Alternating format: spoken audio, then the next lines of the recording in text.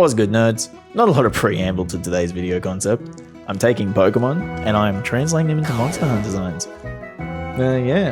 That's it.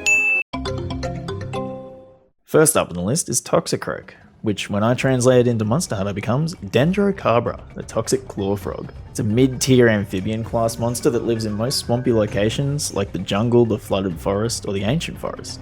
The horn on Dendrocarbra's head inflicts paralysis, while the claws inflict poison, and you can break both of these to nullify its effect.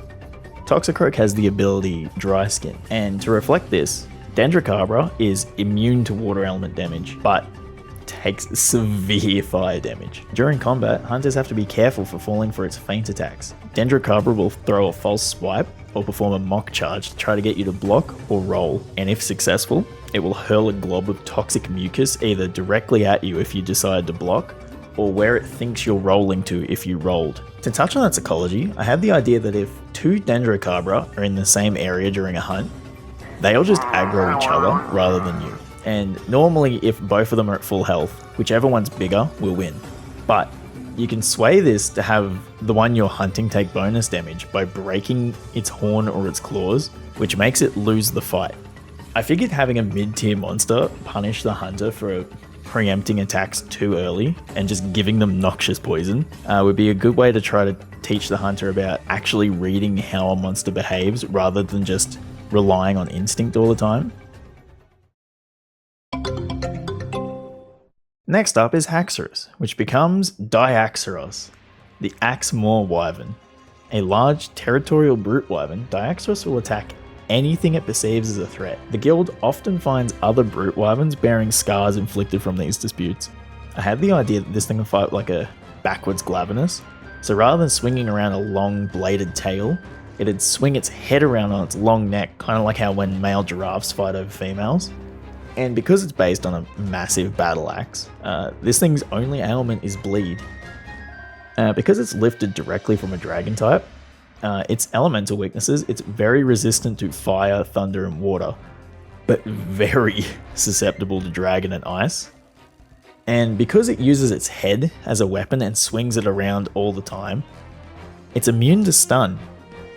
I like the idea of adopting the trope of big angry herbivore, and I named it JaxDaHax because I wanted to allude to the fact that it might be a relative of Duramboros. And I just felt like the brute wyvern roster needs other big heavy herbivores. The closest thing we have other than Duramboros is Barroth, who's an insectivore, so I don't really think he counts. Next up on the list is Hydreigon, which becomes Draga-Oni, the brutal mantis. Often mistaken for three-headed dragons by ecologists, these powerful Neopteran hunt anything that enters their home with brutal gashes from their forelimbs. To kind of still tie in the three-headed aspect of Hydreigon, during combat, it can fire dragon element from its mouth and the false mouths on its claws. Now, turning a Hydreigon into a mantis is actually based on some old Gen 2 Pokedex entries, at least I think it's Gen 2, where it stated Scizor has eyes on its claws for intimidation. And I was really trying to find a way to make a three-headed monster work realistically, and I felt like I struck gold with that one. I'm actually kind of proud of this one. This is one of my favorite designs, but probably the least faithful to the original Pokemon, admittedly.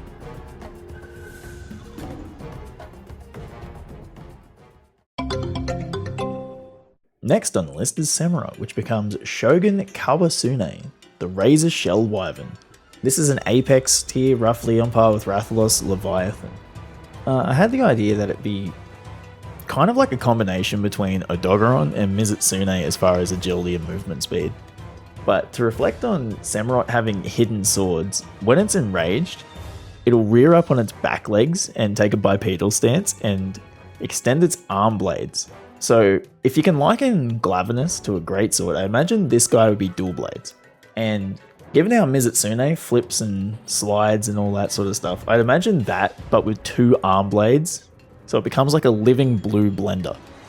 Now, despite being Leviathan, I imagine this thing's proportions to be closer to a Zynoga, like big beefy shoulders and smaller back legs, to kind of make when it stands up feel comical, almost. Because if you've seen the anime, when Samurott stands up, it doesn't look right. and I wanted that visualized. All in all, this is probably one of my favorite designs. Even if I'm not personally a big fan of the art I made for it, I may come back to this. Anyway, lads, thanks for sticking around to the end of the video. Yeah, I'm still not good at this YouTube stuff, man. Peace out. See ya.